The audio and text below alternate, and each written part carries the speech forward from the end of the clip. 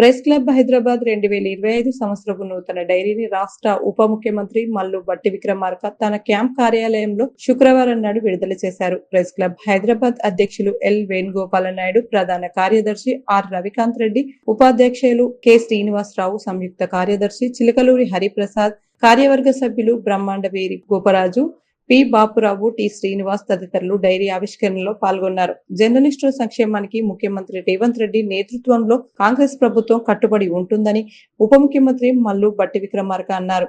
కాంగ్రెస్ ప్రభుత్వమే జర్నలిస్టుల సంక్షేమానికి కృషి చేస్తుందని భట్టి తెలిపారు.